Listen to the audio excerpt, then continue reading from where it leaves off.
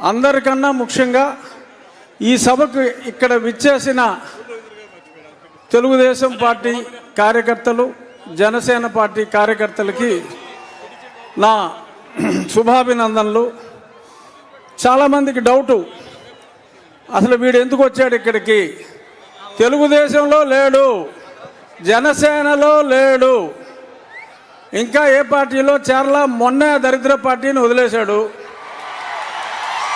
ఇక్కడికి ఎందుకు వచ్చాడు అంటే, నేను ఇంకా ఏ పార్టీలో ఇంకా చేరినప్పటికీ ఇక్కడ జరుగుతున్నది ఒక సైకాసురుణ్ణి దింపటం కోసం, ప్రజాస్వామ్యాన్ని పరిరక్షించడం కోసం ఇద్దరు గొప్ప నాయకులు తమ ఇగోలన్నీ పక్కన పెట్టి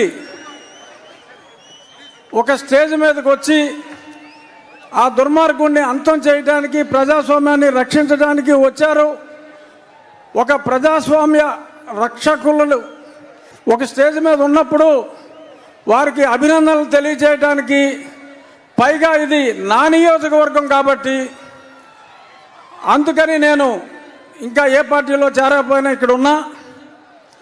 ఇప్పుడు కృష్ణార్జునులాగా చంద్రబాబు నాయుడు గారు, పవన్ కళ్యాణ్ గారు ఆల్రెడీ కలిశారు. నేను 2 సంవత్సరాలుగా చెప్తున్నా, అందరూ కాదన్నా, ఎంతోమంది అది ఎలా కుదురుతుందన్నా కూడా ఖచ్చితంగా ఒక దుర్మార్గుని అంతం చేయాలంటే బ్రహ్మ విష్ణు మహేశ్వరులే కలిశారు, వీళ్ళు కలవాలి అన్నా వీరిద్దరూ ఇప్పుడు కలిశారు. అతి త్వరలో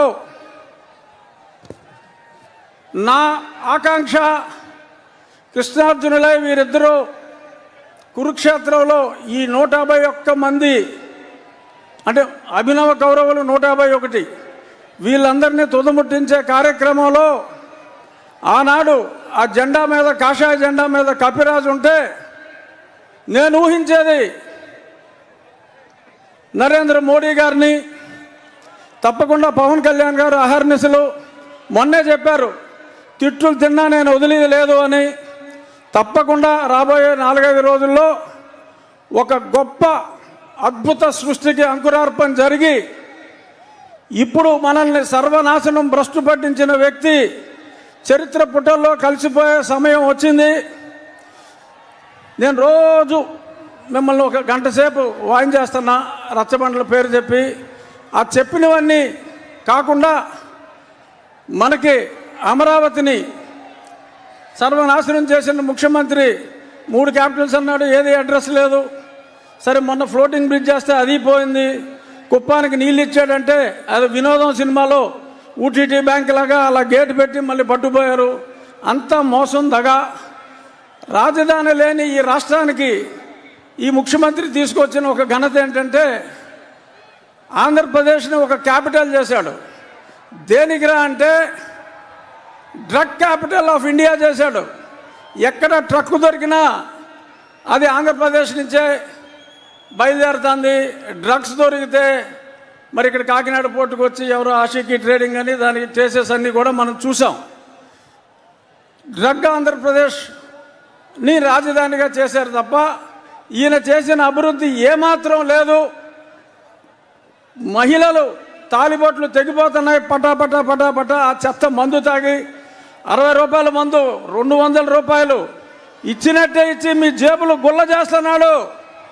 చెప్పుకుంటే 100 కోటి. అది ఎలాగో పెద్దలు చంద్రబాబు నాయుడు గారు, పవన్ కళ్యాణ్ గారు ఆ దూషణ భూషణలన్నీ వారికే వదిలేస్తున్నా. నా రిక్వెస్ట్ ఒకటే, భేషజాలని వారిద్దరూ ఎలా అయితే భేషజాలు పక్కన పెట్టి అన్నదమ్ముల్లా కలిసిపోయారో, ఇక్కడున్న తెలుగుదేశం, జనసేన నాయకులు, కార్యకర్తలు అందరూ కూడా చిన్న చిన్న డిఫరెన్సెస్ ఉంటాయి, కానీ మనం సర్దుకుపోవాలి. ఎవరెవరయ్యో లేఖలు రాస్తూ ఉంటారు, ఆ లేఖల్ని పట్టించుకోవద్దు. వారిద్దరూ ఎంత అన్యోన్యంగా ఉన్నారో మనం అందరం కూడా, నేను తొందరలో మీ దగ్గరికి వచ్చేస్తా.